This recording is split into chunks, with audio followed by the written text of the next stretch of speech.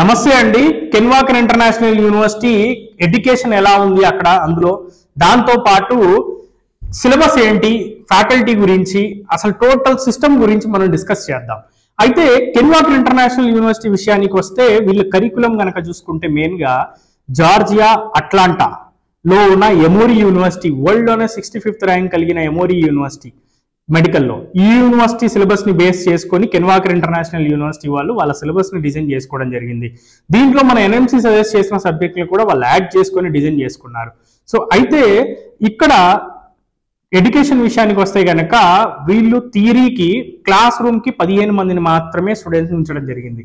అంటే సెక్షన్ కి 15 మెంబర్స్ మాత్రమే స్టూడెంట్స్ ఉంటారు థియరీకి. అదే ప్రాక్టికల్స్ విషయానికి వస్తే కనుక 7 to 8 మెంబర్స్ ఉంటారు. క్లినికల్స్ విషయానికి వస్తే కనుక దాన్ని ఇంకా సగం చేయడం జరుగుతుంది, 2 to 3 మెంబర్స్ ఉంటారు.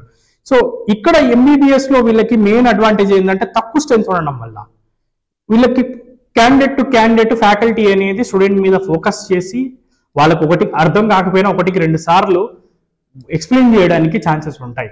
క్వశ్చన్స్ అడిగినా కానీ ఆన్సర్స్ అనేది వాళ్ళు ఇవ్వగలుగుతారు. సో తక్కువ మంది ఉండడం వల్ల ఎక్కువ అడ్వాంటేజెస్ అనేది ఉంటుంది, గ్రాస్ ఎక్కువ చేసుకోగలుగుతారు వీళ్ళు కూడా స్టూడెంట్స్, డిస్టర్బెన్స్ ఎలాంటి డిస్టర్బెన్స్ లేకుండా. అయితే ఈ 15 మెంబర్స్ కి ఎప్పుడైతే క్లాస్ అనేది ఎలా జరుగుతుంది అంటే విజువలైజ్డ్ ప్యాటర్న్ లో అనేది క్లాసెస్ చెప్పడం జరుగుతుంది. విజువలైజ్డ్ ప్యాటర్న్ లో చెప్పినప్పుడు ఏంటంటే వాళ్ళు ఎక్కువ గుర్తుంచుకోవడానికి, ఎక్కువ రోజులు గుర్తుంచుకోవడానికి అనేది ఆప్షన్ ఉంటుంది. దీని తర్వాత వెరీ నెక్స్ట్ డే, ఈ రోజు ఫర్ ఎగ్జాంపుల్ ఏదైనా ఒక సబ్జెక్ట్ మీద క్లాస్ అయింది అనుకోండి, తర్వాత రోజు కంపల్సరీ ఆ స్టూడెంట్స్ అందరూ కూడా వాళ్ళు సెమినార్ ఇవ్వాల్సి ఉంటుంది. అది ర్యాండమ్ గా ఎవరినైనా అడగవచ్చు. అంటే ఒకరిని ఈ రోజు అడగలేదు అనుకోండి, నెక్స్ట్ డే అడుగుతారు, లేదంటే ఆ తర్వాత నెక్స్ట్ డే అయినా కానీ ర్యాండమ్ గా క్వశ్చన్స్ అడుగుతారు, వాళ్ళు సెమినార్ ఇవ్వాల్సి ఉంటుంది. ఫర్ ఎగ్జాంపుల్ ఒక స్టూడెంట్ చదవట్లేదు అనుకుందాం, ఈ రోజు చదవలేదు, బానే ఉంది, రెండో రోజు చదవలేదు, మూడో రోజైనా ఖచ్చితంగా చదవాల్సి ఉంటుంది. ఎందుకంటే అందరి ముందు 15 మంది ముందు ఒక స్టూడెంట్ సరిగ్గా చెప్పకపోతే అతనికి కొంత గిల్టీగా ఫీల్ అయినా కానీ ఆ స్టూడెంట్ కంపల్సరీ చదువుతారు. ఇది అంటే అక్కడున్న కెన్వాకర్ లో ఉన్న సిస్టమే, ఇండైరెక్ట్లీ సిస్టమ్ అనేది స్టూడెంట్ ని చదివే విధంగా తయారు చేస్తుంది. ఇది కెన్వాకర్ లో ఉన్న మనకి మెయిన్ బ్యూటిఫుల్ థింగ్. దీని తర్వాత చూసుకుంటే కనుక ఫ్యాకల్టీ విషయానికి వస్తే ఇది మన కెన్వాకర్ యూనివర్సిటీ యొక్క ఫ్యాకల్టీ. ప్రీ క్లినికల్స్ కి క్లినికల్స్ కూడా సపరేట్ చేసి మేము లిస్ట్ అనేది మా డిస్క్రిప్షన్ లో కూడా ఇవ్వడం జరిగింది. జార్జియా కంట్రీలోనే మొత్తం one of the top faculty కెన్వాకర్ లో ఉన్నారు. దాని తర్వాత కనుక చూసుకుంటే కరికులం విషయంలో, కరికులం అనేది నేను ఇప్పుడు మీకు చూపిస్తాను.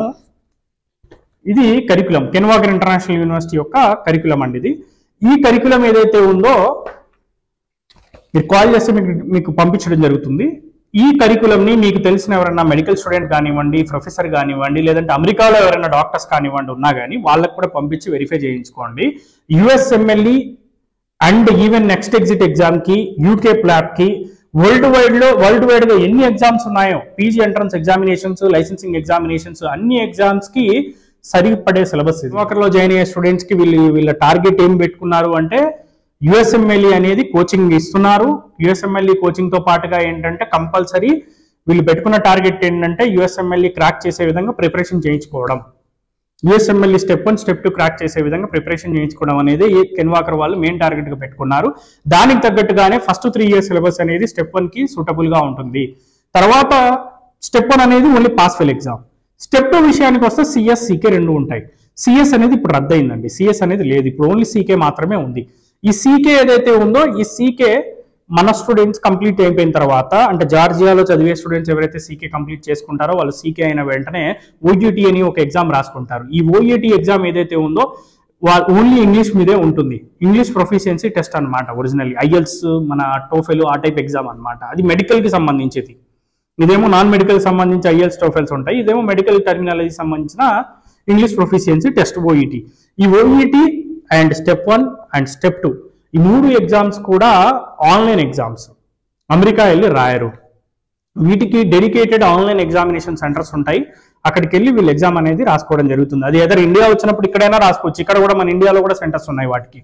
కాబట్టి ఇక్కడ అమెరికా వెళ్ళాల్సిన పని ఎక్కడా లేదు. దాని తర్వాత మెయిన్ ఇంపార్టెంట్ థింగ్, చాలా మందికి క్రియేట్ అయ్యే కన్ఫ్యూజన్ ఏంటంటే ఈసీఎఫ్ఎంజీ సర్టిఫికేషన్. అసలు ఈసీఎఫ్ఎంజీ సర్టిఫికేషన్ రావాలంటే ఈసీఎఫ్ఎంజీ వాళ్ళు ఒక 6 పాత్వేల్ని సజెస్ట్ చేయడం జరిగింది. ఈ 6 పాత్వేల్లో మన జార్జియా కంట్రీ పాత్వే నెంబర్ 3 కిందికి వస్తుంది. పాత్వే నెంబర్ 3 ఏం చెప్తుంది అంటే WFMEలో ఏదైతే మెడికల్ కౌన్సిల్స్ రిజిస్టర్ అయి ఉన్నాయో అవన్నీ పాత్వే నెంబర్ 3 కిందికి వస్తాయి. మన జార్జియా విషయానికి వస్తే ప్రొఫెషనల్ రెగ్యులేటరీ బాడీ NCEQ ఏదైతే ఉందో అది WFMEలో అక్రిడిటేటెడ్ అయి ఉంది కాబట్టి ఎలాంటి మళ్ళీ సపరేట్ గా ఇంకో ఎగ్జామ్ రాయాల్సిన అవసరం లేకుండా, లేకపోతే ఏమి చేయకుండా డైరెక్ట్ గా ఎలాంటి హడల్స్ లేకుండా ECFMG సర్టిఫికెట్ అనేది మన స్టూడెంట్స్ తీసుకోవచ్చు. సో ECFMG సర్టిఫికెట్ అయిన తర్వాత పీజీ కోసం, పీజీకి ఒక కౌన్సిలింగ్ జరుగుతుంది. మన దగ్గర కౌన్సిలింగ్ అంటాము, అక్కడ ఏముందంటే మ్యాచ్ అంటారు. మ్యాచింగ్ ప్రోగ్రామ్ లో వీళ్ళు అప్లై చేసుకున్న తర్వాత అమెరికా వెళ్ళి ఒక ఇంటర్వ్యూ ఇవ్వాల్సి ఉంటుంది. ఇంటర్వ్యూ అయిపోయిన తర్వాత వాళ్ళకి రెసిడెన్సీ మ్యాచ్ అనేది జరుగుతుంది. మ్యాచ్ జరిగిన తర్వాత ఏంటంటే ECFMG వాళ్ళు J1 వీసా అనేది స్పాన్సర్ చేయడం జరుగుతుంది. H1B రావాలి అంటే స్టెప్ 3 క్లియర్ చేయాలి. స్టెప్ 3 ముందు క్లియర్ చేసుకోవాలన్నా చేసుకోవచ్చు, లేకపోతే రెసిడెన్సీలో జాయిన్ అయిన తర్వాతనైనా కానీ స్టెప్ 3 అనేది క్లియర్ చేసుకోవడానికి ఆప్షన్ ఉంటుంది.